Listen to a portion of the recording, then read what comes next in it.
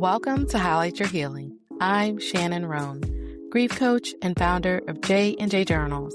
This podcast is for women navigating grief and learning to heal with faith. There's something that happens after you've experienced grief, the kind that changes you. See, grief has a way of waking you up, and it makes you aware of how fragile life is, how quickly things can change, and how little control we actually have over certain outcomes. And once you've lived through something like that, it's kind of hard to go back just to living life on autopilot.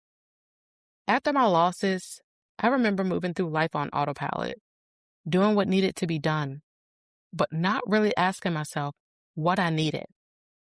Not really asking myself what kind of life I wanted to create moving forward. Because when grief hits, you don't just lose people or experiences, you often lose the life you thought you would have. And once that version of life is gone, you start to look at life differently. Not necessarily in a new year, new me kind of way, but in a way where you realize, I don't want to live the same way anymore. You may even find yourself asking, what actually matters to me now? Who am I now?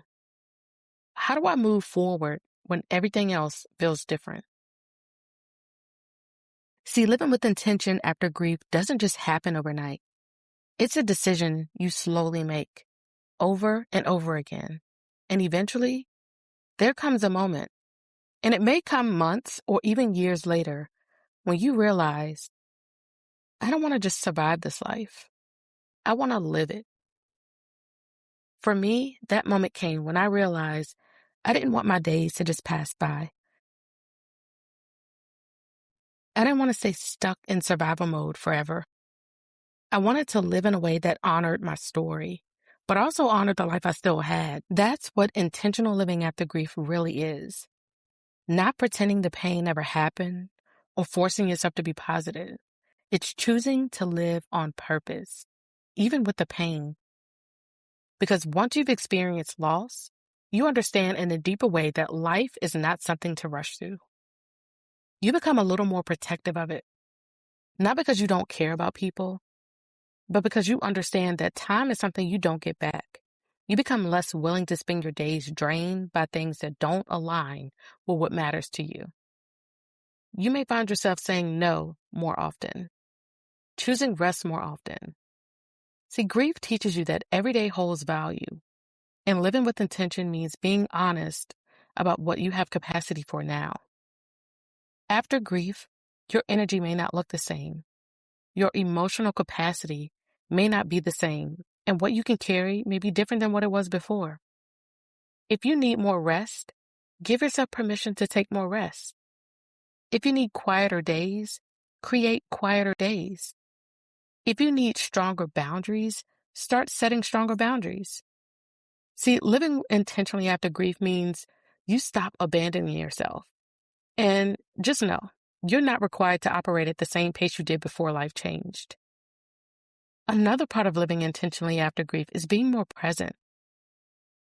When you've experienced loss, you become aware of how quickly moments can pass. You notice things differently. Conversations start to matter more, and time with people you love feels different. You start to realize that being present is more valuable than actually being busy. It's easy to move through life distracted, thinking about the next thing, the next task, the next responsibility. But grief teaches you to notice what's happening right now. Notice the people in front of you. Notice your own needs. And notice when something feels meaningful. Intentional living isn't about doing more. It's about noticing more.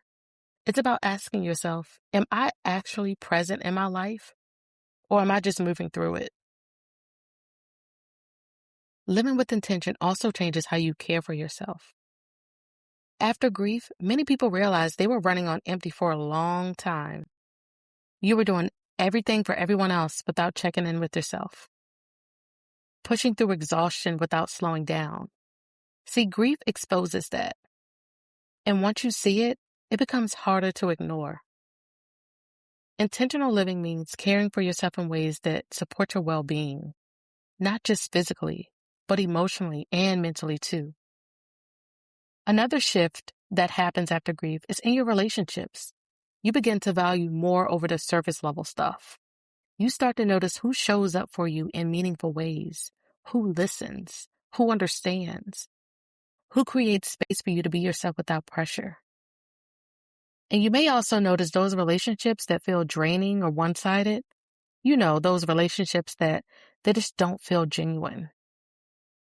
And when you're living with intention, that might look like adjusting how you engage in those spaces and choosing where you invest your time and energy more carefully. Because after grief, you understand that your energy is valuable. Your presence is valuable. Your life is valuable. Intentional living doesn't mean every day will feel peaceful. Trust me, there will still be hard days and unexpected moments. But you just move through life with more awareness of what matters and what doesn't. You stop waiting for the perfect time to live fully.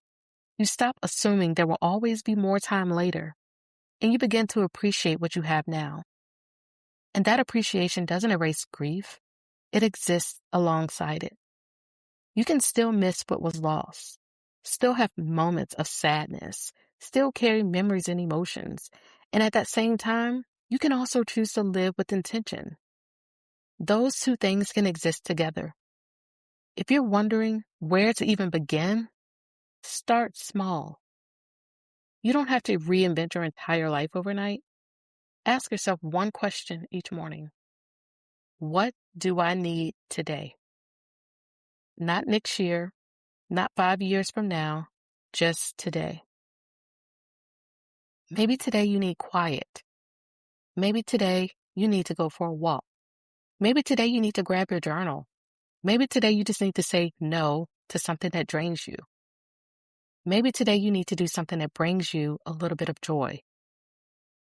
Intentional living is built in small but gentle choices.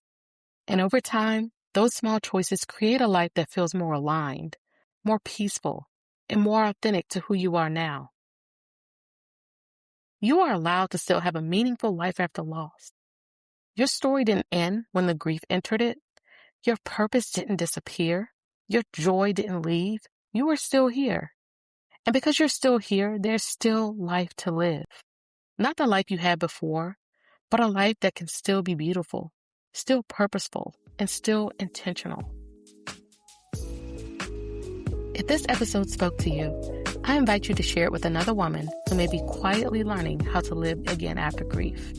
You are not alone in this journey. Thanks for listening, and remember to keep highlighting your healing.